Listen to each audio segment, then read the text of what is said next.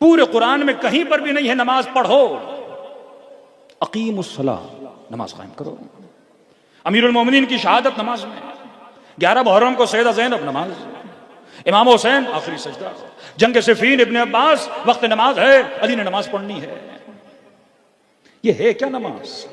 अस्सलातु तन्हा अनिल फ़हशाइ वल मुनकर, नमाज फहशा से बचाती है, नमाज मुनकर से बचाती है।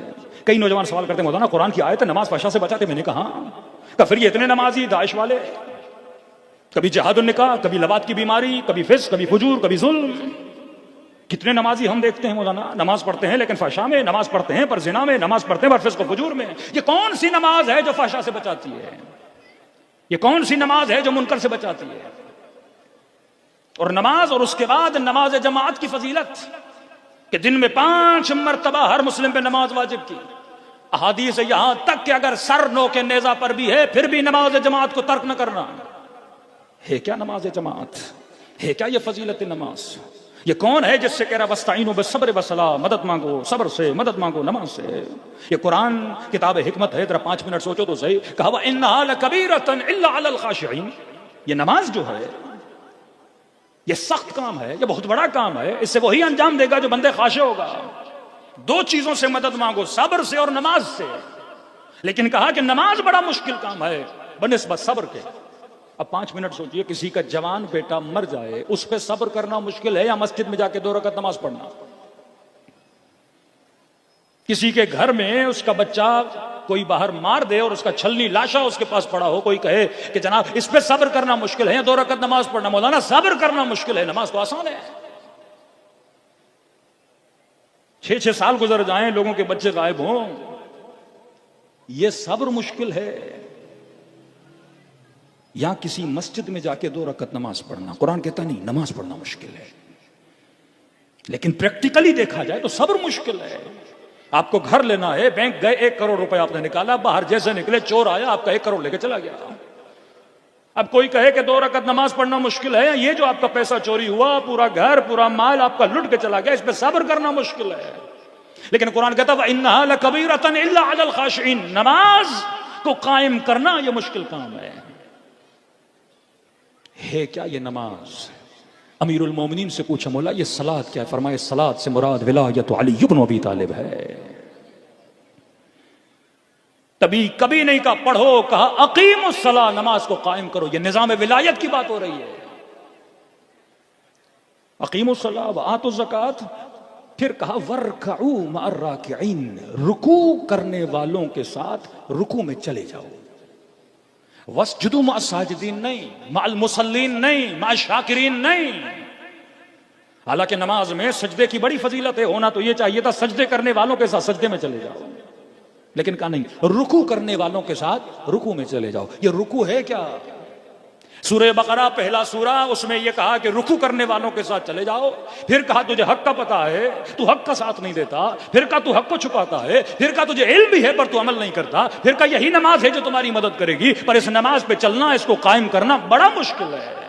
फिर कुरान मजीद का आखिरी सूरा या आखिरी से 1 सूरा 200 सूरा पहले आया सूरह माइदा, आवाज आई इन्नमा वलियुकुमुल्लाह, मैं अल्लाह तुम्हारा वली, व रसूलु, मेरा रसूल तुम्हारा वली, वल्लज़ीना आमनुल्लज़ीना युक़ीमून सलात व युतून ज़कात व हुम राकिऊन। और तीसरा वली वो है जो हालते रुकू में ज़कात देता हुआ नजर आए। वहां का वर्कऊ मअर राकिईन, यहां बताया रुकू करने वाले कौन हैं और किस रुकू करने वाले के साथ उन्हें मिल जाना है।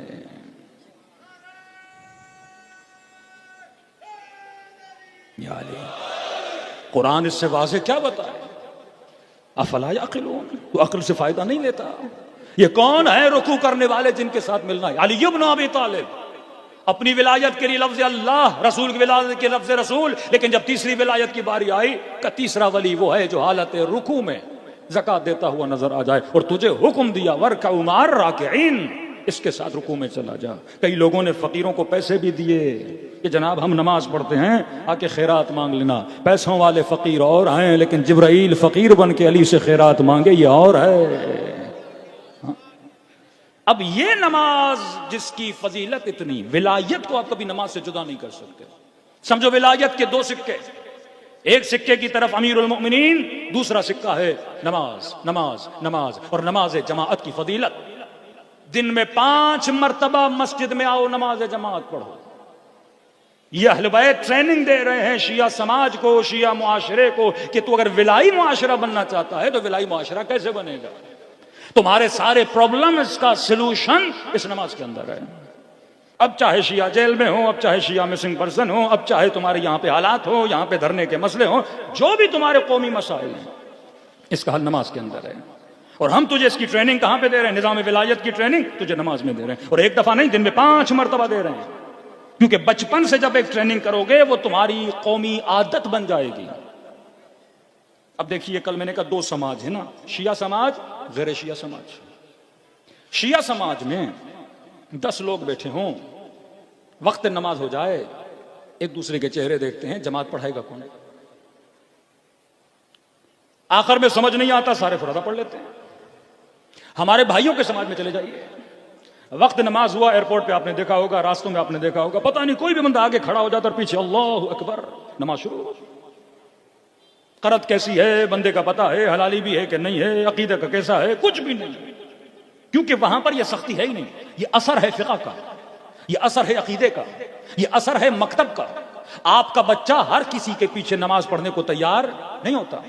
शराइत इमाम हैं। क्यों? क्योंकि अगर कोई 2 मिनट के लिए, 4 मिनट के लिए लोगों का रहबर बन रहा है, लीडर बन रहा है, वो कोई एरा गिरा नहीं हो सकता। उसकी शराइत है। कर्ज सही होनी चाहिए, हलाली होना चाहिए, आदिल होना चाहिए। अब कर्ज सही है, हलाली भी है, आदिल भी है, 3 लोग खड़े हैं, लेकिन उनमें से एक सैयद है, तो सैयद को पहले जाना चाहिए।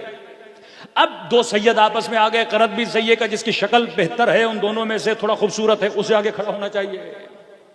लूला नहीं होना चाहिए, लंगड़ा नहीं होना चाहिए। इतनी सख्त शराइत है हमारे इमाम जमात के लिए, लेकिन मद्दे मुकाबिल कोई शर्त नहीं है, क्योंकि उनके यहां मकतबी फिक्र नहीं है। आपके यहां इमाम भी हर कोई नहीं बन सकता, आपके यहां खलीफा हर कोई नहीं बन सकता। आदिल हो, मासूम हो, आलम हो, मनसूस मिनल्लाह हो, तब जाके इमाम बनेगा। लेकिन वहां आप देखेंगे, इनकान फासिकन औ फाजिरन, चाहे नमाजी हो, फासिक हो, फाजिर हो, ज़ानी हो, अगर हाकिम बन गया उसे तख्त पे बिठा दो। पहली रेवोल्यूशन मिस्र में, इजिप्ट में, इख्वानुल मुस्लिमीन हुस्नी मुबारक को जब उतारना चाहा, अरब स्प्रिंग जब आप सुनते हैं, बिदारी अरब, सारे बादशाह परेशान हो गए थे। ये क्या हो गया? ये तो राह रविश शिया, ये तो फिक्र हुसैनी, ये तो हमास हुसैनी, ये तो नहज़त हुसैनी वाली बातें हैं कि जालिम का मुकाबला करो, फाजिर का मुकाबला करो, हाकिम फासिक है, फाजिर है, उसको हम एक्सेप्ट नहीं करेंगे। हाकिमियत उसके पास हो, कम से कम नेक तो हो, साले तो हो, आदिल तो हो। तो खुद इख्वानुल मुस्लिमीन के लोग मकतबी लोग थे, तो इनके अंदर इख्तलाफ उठा कि हमारे पास सही सनद, हमारी किताबों में रिवायात है, रसूल खुदा ने फरमाया हाकिम फासिक भी हो, फाजिर भी हो, हबशी गुलाम भी हो, इवन दीन के अंदर बिदअतें पैदा करने वाला अगर हाकिम बन गया तो उसके खिलाफ उठना। या आज क्लिप्स मौजूद हैं हमारे बुजुर्गों अहले सुन्नत के मुफ्तियों के, आप जाकर इंटरनेट पे ढूंढ सकते हैं। बरमला कहते हैं हाकिम कैसा भी हो, उसके खिलाफ क़ियाम नहीं कर सकते। इन्होंने कहा भाई अलल इलान दीन का नुकसान कर रहा है, हम कैसे करें?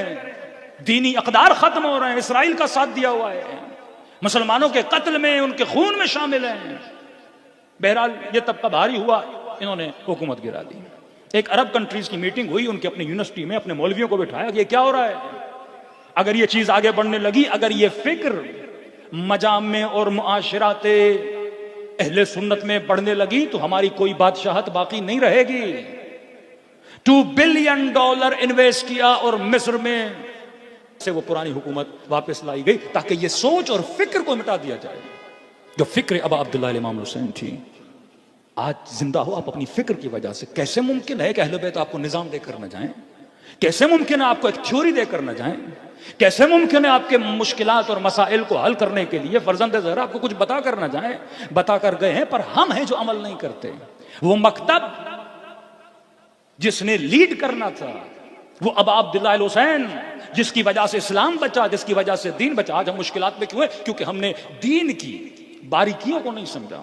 फरमाया नमाज से मुराद विलायत अहले बैत अलैहिस्सलातु वस्सलाम। इसकी ट्रेनिंग तुझे मस्जिदों में दी जाती है। दिन में 5 मरतबा जा नमाज जमात पढ़। पहली शर्त, अगर किसी मुआशरे में 10 लोग भी हैं तो अपना लीडर बनाओ, टीम बनाओ, नेटवर्क बनाओ। बगैर नेटवर्क के मर जाओगे। बगैर लीडरशिप के मर जाओगे। इमाम है तो मुआशरे की लीडरशिप इमाम के हाथों। मासूम इमाम, जब इमाम पर्दे गैब में है तो अपने अंदर से कोई ऐसा मुत्तकी, कोई ऐसा परहेजगार जो साइन नफ्स से हो, जो अहले बैत के किरदार पे चलने वाला हो, उसे अपना लीडर बनाओ। और तुझे ट्रेनिंग कहां पे दी जाती है? नमाज जमाअत में दी जाती है। नमाज जमाअत, पेश इमाम, मामूम पीछे खड़े होंगे, तुम्हारी तरफ से ये सूरह हम्द और कुल हुवल्लाह पढ़ेगा। तुझे इजाजत नहीं है, पहले तू इंतखाब करके इमाम किसे बनाना है। अगर इमाम बना लिया, अब ये बात करेगा तुम्हारी तरफ से जिससे बात करनी है। हमारे यहां 10 लोग खड़े हो जाए, हमारी जमात पाकिस्तान में ये कि 10 लोग बात करना चाहते हैं, कौमी मसाइल हैं, 10 लोग, भाई 10 लोग नहीं। मासू फरमाते हैं एक बंदा बात करे, पहले एक को नुमाइंदा बनाओ, वो आगे बात करेगा। और आगे बात करने वाला कौन होगा? साइल नफ्स से, आदिल होगा, आलिम होगा, किरदार में शबीह किरदार मासूम होगा, रफ्तार उसकी ऐसी होगी। ये तरबियत दी जा रही है, ये राबिता तरफ़ैन है। और आपकी जमाअत में अगर कोई शरीक होना चाहता है तो कब शरीक होता है? जब हालत रुकू में आप जाते हो, दूर से कहते हैं या अल्लाह या अल्लाह या अल्लाह, इमाम साहब जरा सब्र करिए सब्र करिए। तो ये इमाम और रहबर मुआशरा है जिसने इस कौम को एक साथ लेकर चलना है। 10,000 की जमात होगी पर एक बंदा देर से आएगा, इमाम जमात उसका सब्र करेगा ताकि उसको 10,000 के साथ जोड़ा जाए। ये ट्रेनिंग दी जाती है बचपन से। अगर बच्चे नमाज जमाअत में जाकर शिरकत करेंगे, उनके अंदर अकीदा इत्तेहाद पैदा होगा कि अगर हमने किसी को इमाम बनाया है, उसके पीछे हमने खड़ा रहना है। दूसरा, इमाम जमात ये नहीं कि अपनी मर्जी से नमाज पढ़ेगा, देखेगा मेरे पीछे नमाज पढ़ने वाले जवान हैं, बूढ़े हैं, कासिब हैं, बिजनेसमैन हैं, उनकी एज क्या है, जवान है तो बड़े तुमअनीनी से नमाज पढ़ेगा। अगर मस्जिद किसी बाजार में है, सारे कारोबारी लोग हैं, जल्दी नमाज पढ़ाएगा ताकि जल्दी नमाज खत्म करके अपने कारोबारों तक पहुंच जाएं। पीछे नमाज पढ़ने वाले अगर बूढ़े हैं तो अपने सजदे से आहिस्ता सर उठाएगा ताकि इन बूढ़ों को तकलीफ न हो। यह राबिता तरफ़ैन का राबिता है। तीसरी चीज, अगर इमाम जमाअत खता करेगा, पीछे वाले उसे याद दिलाएंगे। तीसरी रकात, नमाज इशा की तीसरी रकात में तशहुद पढ़ना शुरू किया तो पीछे वाले कहेंगे बेहौलिल्लाह बेहौलिल्लाह, जनाब खड़े हो जाइए, आप भूल गए, अब तशहुद नहीं पढ़ना। राबिता तरफ़ैन का राबिता है। विलाई मुआशरे का मतलब यह है, जब तक अपने मुआशरे में रहबरियत, जब तक अपने मुआशरे में लीडरशिप पैदा नहीं करते, तब तक तुम्हारा मुआशरा जिंदा नहीं रह सकता। हमारे यहाँ इज्तिमाई कामों की इतनी अहमियत क्यों है? मजलिस अज़ा क्या है? सारे जमा के बैठते हो ना, बूढ़े बच्चे जवान सारे आ जाते हैं। इमाम हुसैन क्या सिखाना चाह रहे हैं? फरमाया तुम्हारी ताकत ही तब है जब तुम मिलते हो। जलूस क्या है? आपकी ताकत का नाम है। अरबाइन की मशी क्या है? आपकी ताकत। और हमें कौन जोड़ रहा है? अब अब्दुल्लाह हुसैन। अब ये मुआशरा अगर जिंदा रहना चाहता है, नमाज जमात इसे ट्रेनिंग देती है कि जिस तरह जमाअत में किसी को लीडर बनाते हो, इसी तरह अपनी कौम में क्या करो, किसी को लीडर बनाओ। एक छोटी सी छोटी पार्टी, कल मैंने इशारा किया था आपकी खिदमत में कि अगर पाकिस्तान में 20% शिया हैं तो आपकी पार्लियामेंट में 20% आपकी नुमाइंदगी होनी चाहिए। नहीं है। क्यों नहीं है? क्योंकि हमने उस असल अहले बैत अलैहिस्सलातु वस्सलाम को, नेटवर्क ऑफ अहले बैत, जिसका असल ये था कि तुम्हारे अंदर लीडरशिप होनी चाहिए, एक लीडरशिप जो तुम्हारी पूरी कौम को लेकर चलेगी, तब तुम कामयाब हो जाओगे। आज जब मल्टीपल लीडरशिप आती हैं, यही गिलगित बल्तिस्तान के इलेक्शंस को आप देख लें, शिया शिया को बोलता है तो इसको वोट नहीं देना, ये नहीं करना, वो नहीं करना। एक कोई मलंग, कोई सूफी, कोई पीर साहब भी हो ना, उसके 10,000 फॉलोवर हो, तो ये लोग जाते हैं उनसे वोट मांगने के लिए, जब आप हमें दो। 2 करोड़ शिया, वाहिद लीडरशिप हो, ऐन हु नमाज जमात की तरह। ये दिन में 5 मरतबा नस्ल को ट्रेनिंग दी जा रही है ना, कि इस तरह से एक को इमाम बनाओ, फिर उसके पीछे खड़े हो। अब नमाज जमात में यह भी नहीं कि आपका इरादा सल्ब हो जाता है, नहीं, पर मैं सिर्फ हम तो सूरा इमाम पढ़ेगा, बाकी तू आजाद हो। जो जिक्र करना है कुनूत में जिक्र करो, सजदे में जितनी मरतबा जिक्र करना है करो, लेकिन तुम्हारा उठना बैठना इज्तिमाई होगा। इनफरादी तौर पे, फिक्री तौर पे आजाद हो, लेकिन तुम्हारा चलना, तुम्हारा बैठना वो उस इमाम को देखकर होगा, तब जाके तुम्हारी अबूहत कायम होती है। जब 10,000 लोग कराची के रोड पे मिलकर नमाज पढ़ते हैं, वो नजारा कोई और होता है कि एक इमाम खड़ा है, वो रुकू में जाता है, पूरी कौम रुकू में जाती है, वो सजदे में जाता है, पूरी कौम सजदे में जाती है। ये ज़मीना साजी बरा ज़हूर इमाम ज़माना है। जब तुम अपने मकामी लीडर्स की इताअत में नहीं आओगे तो किस तरह इमाम ज़माना की इताअत करोगे? ट्रेनिंग अभी से होनी है। पूरे पाकिस्तान में क्यों कराची के शियों की वैल्यू है?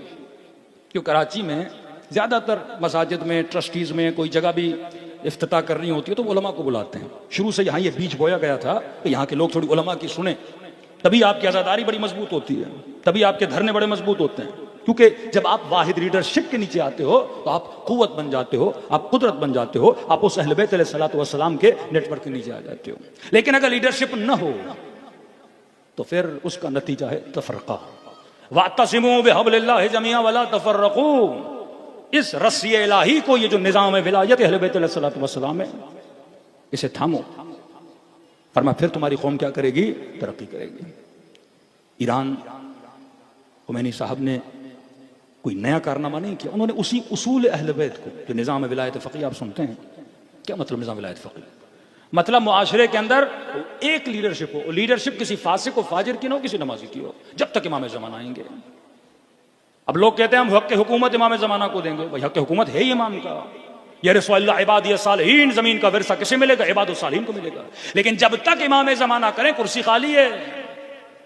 इस मुआशरे में लोगों के मसाइल हैं, किसी के बच्चे को मारा जाता है, किसी की इज्जत को पामाल किया जाता है, किसी के माल को खतरा है, किसी की मस्जिद में झगड़ा है, कौम के अंदर तफरका है, मसाइल है, अखबारियत का मसला, उसूलियत का मसला, इन बच्चों के अकीदों को तबाह बर्बाद किया जा रहा है। कौन इनको समझाएगा ग़ैबत इमाम में?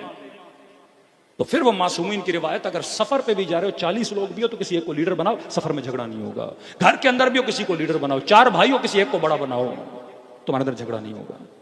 हमारे मसाइल का हल वाहिद लीडरशिप है।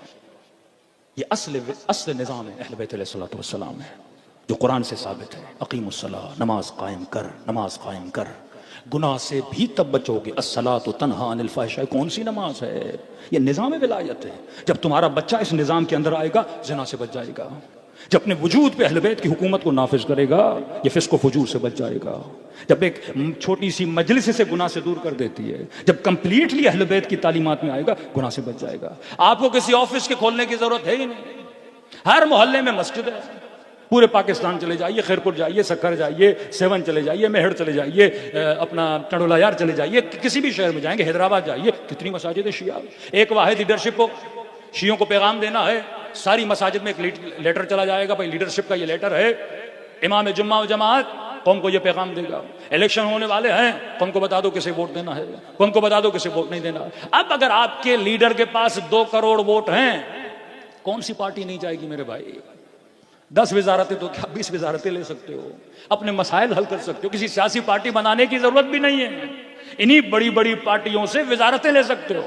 हिजबुल्लाह लुबनान यही काम, कि अगर एक हसन नसरुल्लाह के पास वोट बैंक है, 1 मिलियन शिया का वोट बैंक है, 5 लाख शियों का वोट बैंक है, तो वो बात करते हैं भाई हमारे पास इतना वोट बैंक है। अब उनको पता है, क्योंकि जब आपकी लीडरशिप ही नहीं है, मसाइल का हल कैसे होगा? वाहिद लीडरशिप, निज़ाम विलायत का मतलब इमाम नहीं तो पर्दे गैब में बाकिरदार बासलाहियत अपने अंदर से कुछ अशखास को चुनो और उनका इंतखाब करो। अब यह भी नहीं कि वो शख्स फिरौन बन जाए, नहीं, उसका किरदार भी बिल्कुल मामूमीन के साथ ऐसे हो, उनके हाल को देखे, उनकी शख्सियत को देखे, अफराद को देखे। उसका हजरत सुलेमान के लिए कुरान कहता है सुलेमान ने महल बनाया था शीशे का महल, ये इस्तिआरा है, महल शीशे का नहीं होता। मतलब लोग सुलेमान को देखते थे सुलेमान क्या कर रहे हैं। सुलेमान ने अपने महल को इतना शफाफ बनाया था कि उसके दरमियान और लोगों के दरमियान रब्त बड़ा मजबूत था। आज सबसे बड़ी कोशिशें की जा रही है, इराक में आयतुल्लाह सिस्तानी की लीडरशिप को तोड़ा जाए, ईरान में खामनी की लीडरशिप को तोड़ा जाए, पाकिस्तान में सत्यानाश बहुत पहले हो चुका था। लीडरशिप जब खत्म हो जाती है तो कौमों के मसाइल हो जाते हैं। एक जमाना है मौलाना, आजकल मिसिंग पर्सन का, दूसरे मसाइल, इतने मैं इन सिलसिलों में पढ़ता नहीं, क्योंकि मैं हिकमत की बात करता हूँ। पारा चनार का मसला हुआ, कराची में मोमिनीन ने धरना दिया, 2 जवान जान हाथ से चली गई। मसला पारा चनार का फिर भी हल नहीं हुआ। अब 10 धरने दो, मसला हल नहीं होगा। 10 धरने दे दो, मसला हल तब होगा जब आप एक लीडरशिप के नीचे आओगे। मेरे बस में होता तो मैं बोलता कराची से कोई 20-40 हजार जवान उठे, ये जो नाम निहाद लीडरशिप हैं इनके घरों पे जाके धरना दें। 10,000 एक लीडर के दरवाजे पे बैठे, 20,000 दूसरे लीडर के दरवाजे पे बैठे, 30,000। किसी रोड को बंद करने की जरूरत नहीं, इनके घरों के बाहर जाके धरना दो और बोलो आप एक टेबल पे बैठो, बात करो, कौम के अंदर एक लीडरशिप को पैदा करो, फिर वो लीडरशिप इस कौम के अंदर काम करे। किसी नए दफ्तर ऑफिस को बनाने की जरूरत नहीं, इन्हीं मस्जिदों को इस्तेमाल करो। एक पेश इमाम छोटे से गांव में अगर जुमे का खुतबा देता है, 300 लोग उसके सामने होते हैं।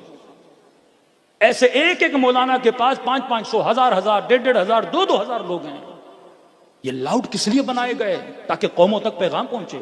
वाहिद लीडरशिप, पैगाम नेटवर्क का नीचे आएगा, मस्जिदों में फैलेगा, पूरी कौम यकजहता होकर एक सिमत में, एक खत में चलेगी। ये इस कौम की कामयाबी है।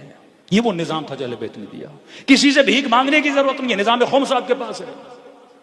उन मस्जिदों में खुम्स जमा होगा, वो खुम्स उस कौमी लीडरशिप के पास जाए। आधा नजफ या ईरान चला जाए हौजों के लिए, आधा वो खुम्स इस कौमी लीडरशिप के पास रहे, फिर वो पूरी कौम में खर्च हो। क्योंकि उस लीडर के नुमाइंदे मस्जिदों में एज मौलाना मौजूद हैं। मौलाना को मोहल्ले की हर परेशानी का पता होता है। अगर परमानेंट मौलाना किसी मस्जिद में जुमा पढ़ा रहा, उसे पता है किस बेटी का मसला है, किसके घर में बीमारी का मसला है, किसका शोहर मर गया, इसके घर में राशन नहीं है। मौलाना हैज ऑल द इंफॉर्मेशन। ये सारा पैसा मौलाना के पास जाए। आज मौलवी भिखारी बन चुका है। निजाम अहले बैत में मौलाना इज द स्ट्रॉन्ग टूल है। क्योंकि खुम्स किसके पास जाएगा? वकील मासूम के पास ना। पहले निजाम विकालत था, ऑर्गेनाइजेशन ऑफ इमाम हुसैन कासिम ने बनाया। सारे पैसे इमाम हुसैन कासिम के शागिर्दों के पास जाते थे। यही शागिर्द मुख्तलिफ शहरों में नुमाइंदे होते थे। जब तक अवाम का रुजू आलिम की तरफ नहीं होगा। मरजा का क्या मतलब है? मरजा तकलीद, जिसकी तरफ रुजू किया जाता है। एक आलिम की वैल्यू तब बनती है जब इस आलिम के पास पैसा हो और ये मस्जिद में बैठा है, ये 4 लोगों की शादियां करवा सके, 4 गरीबों का इलाज करवा सके, जिनके पास खाना नहीं खाना दे सके, तो अवाम का रुजू किसकी तरफ होगा? आलिम की तरफ। अभी अवाम का रुजू किसकी तरफ है? हाकिम की तरफ। भिखारियों की तरह एक छोटा सा कार्ड लेके बैंक और एटीएम पे खड़े होते हैं कि 4000 हुकूमत देगी, 5000 हुकूमत देगी। ये शान और शानियत शिया नहीं है। मासूम आपको निजाम देकर गए इकोनॉमिक्स का। आज ऐसे खबीस टीवी पर आते हैं और खुम्स के, भाई खुम्स शरयान हयात तशय्यो है। ये इकोनॉमिकल सिस्टम है। आपको किसी से भीख मांगने की जरूरत नहीं है। वो ताजिर, वो मालदार। अब क्या हुआ? जब इंडिविजुअल लीडरशिप्स आती हैं, वो पैसे ले लेती हैं, बड़े बड़े मदरसे बना लेते हैं, बड़े बड़े सिस्टम बना लेते हैं, और जो क़ियादतें होती हैं फिर वो गाड़ी के लिए और पेट्रोल के लिए परेशान होती हैं। ये निजाम जो अहले बैत ने दिया, उस निजाम पे चलो। जब तक वाहिद लीडरशिप नहीं बनाते, फिर नेटवर्क ऑफ मसाजिद आपके पास मौजूद है। उन्हीं मस्जिदों के 2nd फ्लोर को आप स्कूल बना सकते हो। बोलो जितने हमारे बच्चे हैं आके इस स्कूल में पढ़ेंगे, बच्चियों का अलग, बच्चों का अलग। उन्हीं मस्जिदों का सेटअप बना के साथ में हॉस्पिटल बना सकते हो। इसी खुम्स के पैसे से हॉस्पिटल बना सकते हो। इसी खुम्स के पैसे से बच्चों के लिए स्कूल बना सकते हो। पूरा डेटा अपने मोहल्ले का कलेक्ट कर सकते हो, कितनी बेवाएं हैं, लोगों को जिना से, लोगों को गुनाह से बचा सकते हो। इसी मस्जिद को मरकज बना सकते हो। शादी भी यही होगी, मसाइल भी, लोगों का रुजू मस्जिद की तरफ होगा, आपके पूरे मसाइल हल हो जाएंगे। बल्तिस्तान की मिसाल आपके सामने है। कल मैंने शायद मजलिस में पढ़ा, कराची में, पंजाब में, हमारे एक मौलाना थे पंजाब में, शेखुपुरा की साइड पे वीडियो मैंने देखी उनकी। FIR कटी, पुलिस आई, गरेबां से पकड़ के मौलवी को लेके जा रही थी। क्यों? लीडरशिप नहीं है ना। आपके मौलवी को उठा के जेल में फेंक देते हैं। हाँ, गलत काम कर रहा है कोई, गैर कानूनी काम किया, वो एक अलग बात है। मामला वही होना चाहिए जो सबके साथ होता है। लेकिन ये मजहबी केसेस, मजहबी बुनियादों पर केसेस बना के लोगों को उठाया जाए। लेकिन बल्तिस्तान में आपने देखा, FIR कटिंग, पूरा जोर लगा के मौलाना को पकड़ा जाए, नहीं पकड़ सके। क्यों? वहां पे लीडरशिप एक थी, एक लीडर, आलिम लीडर था। वहां जुमा मरकज है। बल्तिस्तान का जुमा आप देखिए, एक आलिम जो कहेगा वो हरफ आखिर, पूरी कौम उसके पीछे चलती है। है किसी की जरूरत कि आपके किसी बच्चे को हाथ लगाएं? है किसी की जरूरत किसी आलिम को हाथ लगाएं? क्योंकि हमने मिंबर से निजाम विलायत बताया ही नहीं। चुटकुलेबाजी इस मिंबर से की गई। 5 मिनट की, 30 मिनट की मजलिस, 25 मिनट के नारे और वाहवाबाजी कर दी, लेकिन कौम को सिमत नहीं दी, कौम को खत नहीं दी। इमाम ज़माना ये सवाल करेंगे, भाई इतना खून इस मकतब ने बहाया। ईरान के बाद सबसे ज्यादा शिया अगर किसी मुल्क में रहते हैं वो पाकिस्तान है। आज पंजाब का हाल देखिए, आज मसाइल देखिए आप, कितना पैसा यह कौम अज़ा इमाम हुसैन पे देती है। लेकिन एक खत इसे दी जाए, उसमें उलमा का भी किरदार होना चाहिए, मौलवी हज़रात का भी किरदार होना चाहिए। लेकिन इन धरनों से अच्छा है ये सारे धरने पहले अपने लीडर्स के घरों पे जाकर दो, ताकि वो एक हो जाएं, कौम के अंदर एक लीडरशिप पैदा हो। शहीद हुसैनी की मेहनतें ज़ाया ना हो, मुफ्ती जाफ़र साहब की मेहनतें ज़ाया ना हो। बड़ा खून दिया है इन बुजुर्ग उलमा ने। ज़कात के मसले में बड़ा मुश्किल है स्टेट को मनवाना कि हम ज़कात नहीं देंगे। आपके लिए कानून पास किया गया कि शिया क्योंकि नहीं मानते ये ज़कात नहीं देंगे, ये अपना सारा पैसा अपने मराजे को भेजते हैं। तो आपके पास एक इकोनॉमिकल सिस्टम, ये जंग जो इसराइल के साथ साथ है, ये जंग फिर भी हो सकती है, ये सांस ले रहा है इसराइल, असला खत्म हो चुका था, हो सकता है नेक्स्ट वॉर इससे भी ज्यादा सख्त जंग हो, क्योंकि वो तंग आ गए इस सिस्टम से, इस निजाम से तंग आ गए। ईरानी जवानों को बेदीन बना दिया, इतना पैसा इन्होंने खर्च किया, किसी मुल्क के लिए इतने टीवी चैनल्स नहीं बनाए गए जितना पर्शियन लैंग्वेज में इन्होंने चैनल बनाए, फिल्मों की ट्रांसलेट करके डबिंग करके उनकी नस्लों को तबाह बर्बाद कर दिया गया, उनके अंदर से हिजाब को खत्म कर दिया गया, तेहरान के अंदर फैमिली सिस्टम को तबाह बर्बाद कर दिया गया। क्यों? क्योंकि वो नहीं चाहते ये निजाम चले। कौन सा निजाम? मुस्लिम मुआशरे के अंदर जो लीडर हो वो साहिब तकवा हो, वो इस्लामी अक़दार का ख्याल रखे, वो कौम के लिए वो काम करे जो कुरान और रसूल की सुन्नत और अहले बैत के फरामीन के मुताबिक हो। सलवात पढ़े मोहम्मद व आले मोहम्मद।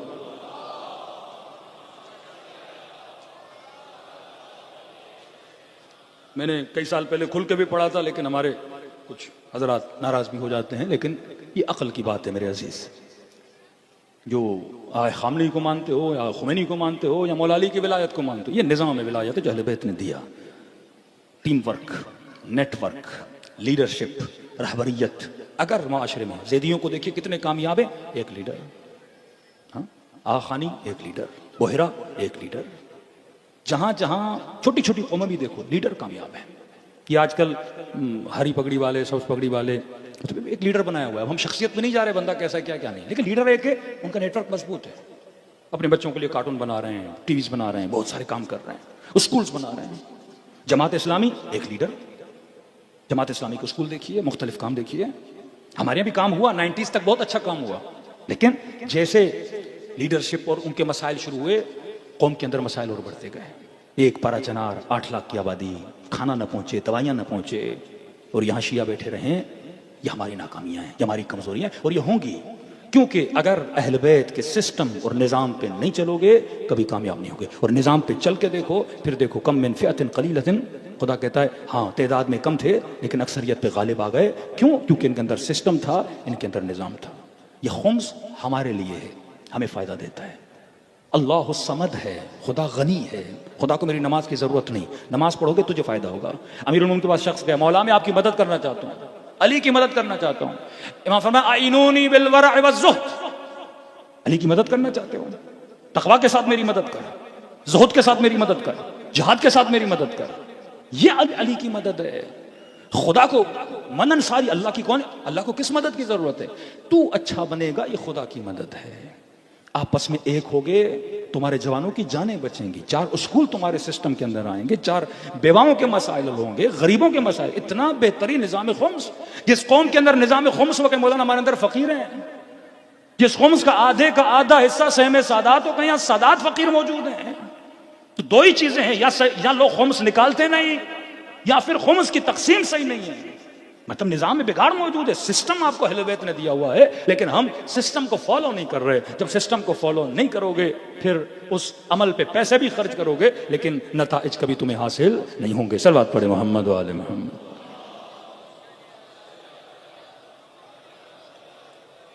अस्सलातु तन्हा अनिल फहशाइ वल मुनकर। एक ज़ाहिर नमाज है जिसकी एक्सरसाइज मस्जिदों में करते हो, इमाम पेश इमाम मामूम। एक बातिन नमाज है, वो विलायत अहले बैत अलैहिस्सलातु वस्सलाम। अनस्सला, अमीर फरमाते मैं सलात हूँ, मैं नमाज हूँ।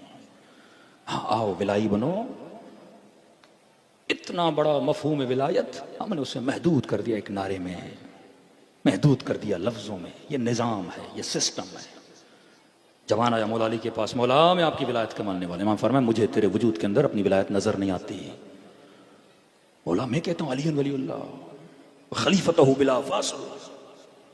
हमें ये जोर होता है कि अजानों में नारा देना है, वो भी जरूरी है, लेकिन विलायत समझो तो सही है क्या? पाकिस्तान में जंग चलती रही मिंबर पे, सिर्फ नाम पे नाम पे नाम पे। जिस तरह जंग सिफीन में नाम कुरान पे जंग चलती रही। कलिमतुल हक, कलमा हक का है, युरीदु बिहल बातिल, नियतें बातिल की हैं, तुम्हें लड़ाना चाहते हैं।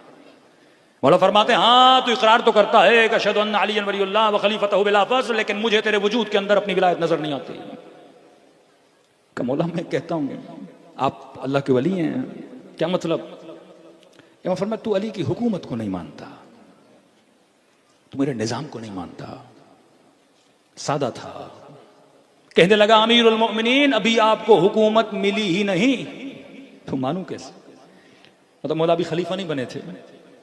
तो इमाम ने फरमाया जिन हुकूमतों की तू बात कर रहा है वो अली के नजदीक मच्छर के पर के बराबर भी नहीं है। कभी कहा हैवान के नाक के अंदर से जो पानी निकलता है उसकी कीमत ज्यादा है, जो पांवों में जूती पड़ी है इसकी कीमत ज्यादा है, ये तख्त ताज की कीमत कुछ भी नहीं है। का मैं अपनी हुकूमत की बात कर रहा हूं। बोला क्या मतलब? का पहले ये देख तेरे दिल पर अली की हुकूमत है या नफ्स और शैतान की हुकूमत है? जब तू कहता है अशहदु अन्ना अलीय्यन वलियुल्लाह, इसका मतलब तू ताबे अहकाम अहले बैत अलैहिस्सलातु वस्सलाम है। तेरे दिल पर अली हाकिम है कि नहीं? आंखें उठाता है अली की मर्जी से, बात करता है अली की मर्जी से, शिकम में लुकमा जाता है अली की मर्जी से, कदम उठा के जहां जाता है अली की मर्जी से, सर पे चादर है कितनी है अली की मर्जी से, लिबास कौन सा पहना है अली की मर्जी से। हुकूमत अमीरुल मोमिनीन को अपने वजूद पे नाफिज कर, वसल्लिमू तस्लीमा, सरखम तस्लीम कर अहले बैत की दरबार में। यह हुकूमत अली इब्न अबी तालिब है। आओ करबला में देखो बहन ने कैसी इताअत की। मौला हुसैन जा रहे हैं मैदान कारजार में, पर मैं बहन ज़ैनब मेरे जाने के बाद तेरा इमाम ज़ैनुल आबिदीन है, पुफी हैं, एज में बड़ी हैं, मौला ज़ैनुल आबिदीन जवान। किसी ने मेरे चौथे इमाम से पूछा मौला सबसे मुश्किल घड़ी करबला की? फरमाया मकामात तो बहुत हैं लेकिन मेरी इमामत की सबसे मुश्किल घड़ी ये थी जब खेमों में आग लगी ना, तो पुफियां बहनें खेमे में आई, कहने लगी सज्जाद अब हुसैन के बाद तू हमारा इमाम है, अब तेरी मर्जी कहो तो जल के खेमों में मर जाएं या बेचादर खेमों से बाहर निकलें। का पहला हुक्म इमामत ये दिया कि पुफी अम्मा खेमों से बाहर निकलिए। जवान है लेकिन सैयदा ज़ैनब इताअत कर रही हैं। अब्बास अलमदार वफा का आलम ये कि अपने इमाम ज़माना की इताअत की।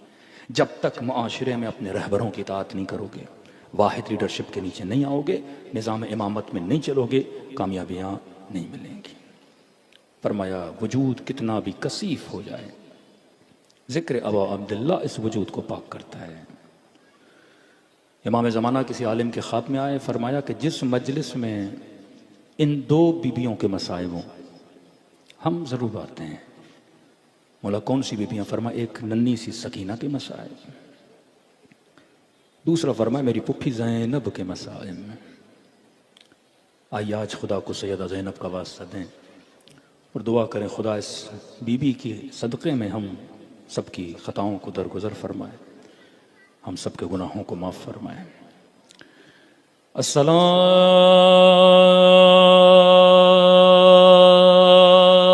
अलल हुसैन व अला अली इब्न अल हुसैन व अला औलाद अल हुसैन व अला अस्हाब हुसैन की सदा बुलंद हो। अस्सलाम अलल हुसैन व अला अली इब्न व अला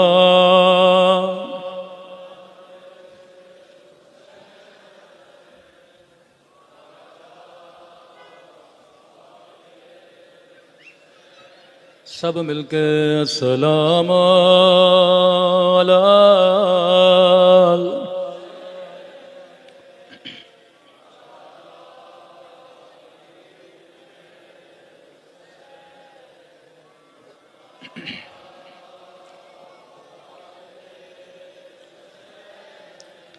व अला अस्हाबिल हुसैन। आवाज़ कम है, सब मिलके अस्सलाम अलल हुसैन व अला अली इब्न व अला औलाद हुसैन व अला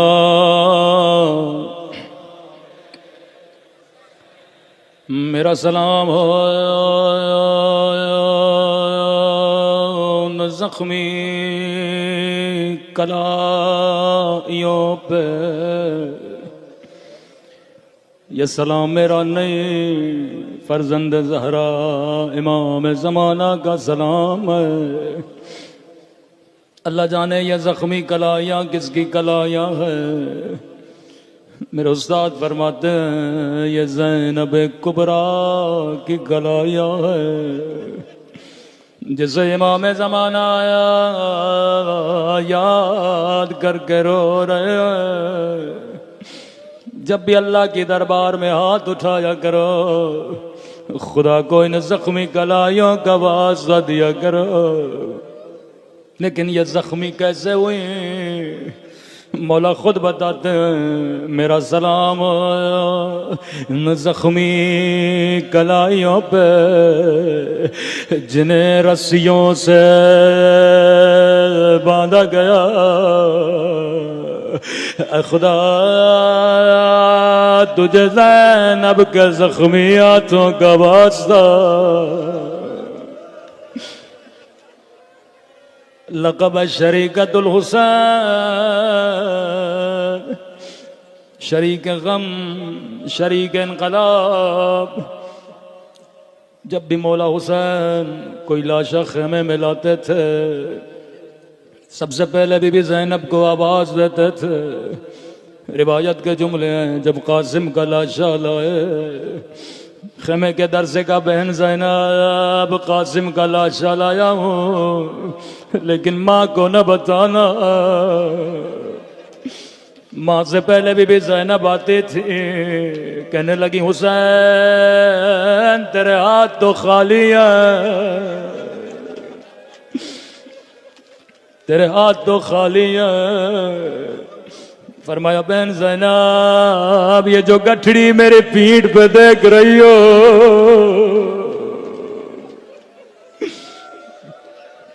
हर लाशा आया सबसे पहले बहन ज़ैनब को बुलाया।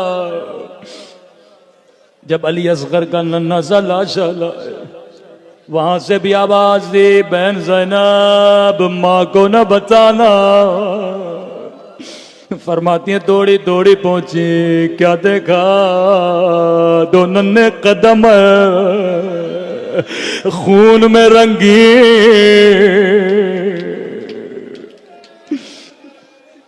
जब अकबर का लाशा उठाना चाहा, उस वक्त भी सैयदा ज़ैनब मदद को पहुंची थी। हर शहीद के लाशे पे नोहा पढ़ने वाले, मातम करने वाले, गिरिया करने वाले।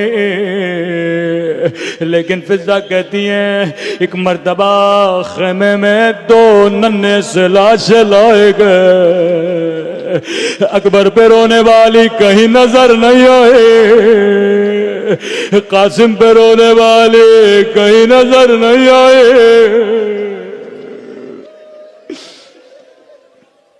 का दौड़े दौड़े खेमे में गए, बीबी बच्चों के लाशें आए, क्या देखा, सर सजदे में है, कह रही अल्हम्दुलिल्लाह खुदा तेरा शुक्र है, तूने ज़ैनब की कुर्बानी कबूल की। कहती हैं बच्चों के लाशों पे नहीं रोए। काफिला कूफे को रवाना हुआ, कटी हुई गर्दनें नो के नेज़ा पे रखी गई। कभी रोके कहती थी कूफे वालों, जिसने रसूल खुदा की ज़ियारत करनी है वो मेरे अकबर की ज़ियारत कर ले। कभी अली अकबर का नोहा पढ़ती थी। काफिला शाम की बाजार में आया, बड़ी हसरत से अब्बास को देखने लगे। अब्बास तुझे मेरी चादर पे बड़ा नाज था, अब्बास तेरी ज़ैनब उजड़ गए।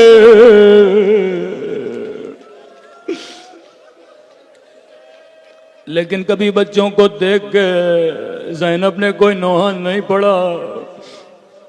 जिंदान शाम रिहाई का वक्त करीब आया, जालिमों ने सारे सरों को जिंदान शाम में भेजा। अकबर का सर आया, अकबर की माँ दौड़े दौड़े गए, मेरा बच्चा मुझे दो। कासिम का सर आया, उम्मे फरवा दौड़ी दौड़ी गई, मुझे दो। हर कोई अपने बच्चों को गोद में ले रहा था। हुसैन का सर आया, ज़ैनब ने गोदी में लिया। रावी कहता है दो कटे हुए सर जिंदा में आए। हर बीबी इंतजार में अभी ज़ैनब जाएगी, लेकिन ज़ैनब कभी अकबर पे रोए, कभी कासिम पे रोए। सर लाने वाले ने कहा क्या इन सरों की मां मर गई है? फिजा ने कहा मुझे दो, ये मेरे बच्चे हैं। नन्ही सी गर्दनों को झोली में लिया, बीबी ज़ैनब के पास गई। बीबी करबला में बच्चों पे नहीं रोई, पूरे रात से बच्चों को नहीं देखा। बीबी ज़ैनब क्या बच्चों से नाराज हो? एक मर्तबा फिजा को देख के कहा फिजा मैं ज़ैनब हूँ, मैं अली की बेटी हूँ। ज़ैनब जो एक मर्तबा दे दे फिर वापस नहीं लेते। सब्र ज़ैनब। जिंदान शाम से काफिला करबला, करबला से मदीना। जैसे मदीना पहुंचा का सजाद मेरे लाल, मैं नाना के रोजे पे जाना चाहती हूँ, नामहरमों से रोजा खाली कराऊं। सारे नामहरम बाहर गए। जैसे नाना के रोजे में दाखिल हुई, बड़ी हसरत से नाना की कब्र को देखा। कहा नाना नाना नाना बड़ी दूर से आई हो, पूछोगे नहीं ज़ैनब क्या लाई हो? चंद कदम आगे बढ़े, एक मर्तबा कलाइयों से कपड़ा हटाया, कलाइया कब्र पे रखे। नाना तेरी उम्मत ने मुझे तादियात मारे, नाना मेरी चादर छीने, नाना मेरा हुसैन मारा गया।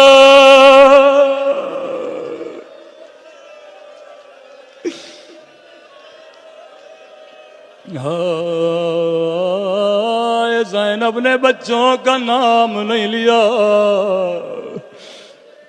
नाना के रोजे से बाहर आई, सीधा जन्नतुल बकी। अल्लाह इस टूटी हुई कब्र की ज़ियारत सबको नसीब कराए। कोई लंबे मसाइब नहीं पड़े, पर कब्र ज़हरा में ज़लज़ला बपा हुआ। जैसे माँ की कब्र पे बैठी, ज़ैनब ने खून भरा कुर्ता निकाला।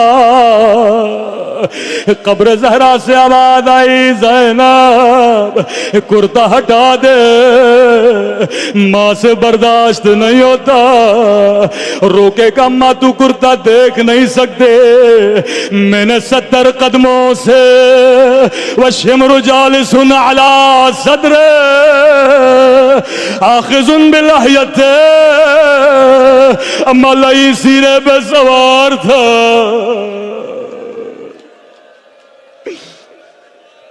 अम्मा ज़ैनब के दिल से पूछो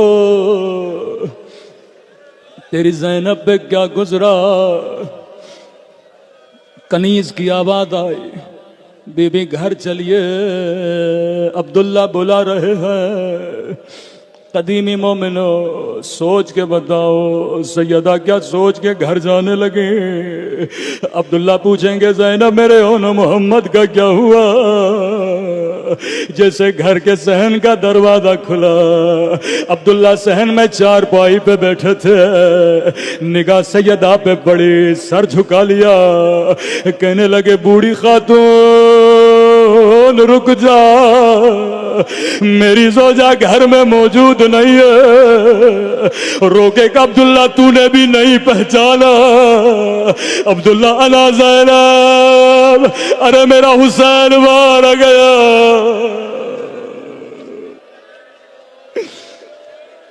हाँ गुरबत ज़ैनब। मेरी माएँ बहनें भी मजलिस में मौजूद है। करबला में बच्चों पे नहीं रोई, कूफे की बाजार में नहीं रोई, शाम की बाजार में नहीं रोई, नाना के रोजे पे नहीं रोई, अम्मा की कब्र पे नहीं रोई। लेकिन ज़ैनब भी कितना सब्र करते। ज़ैनब के सीने में भी माँ का दिल था। सहन पे निगाह पड़ी, याद आया कभी दो बच्चे खेलते थे, दौड़े दौड़े बच्चों का कमरा खोला, दो नन्हे से मुसल्लों को सीने से लगाया। ओनो मोहम्मद, अब माँ का दिल नहीं लगता, खुदा ज़ैनब को भी उठा ले। अला लअनतुल्लाह।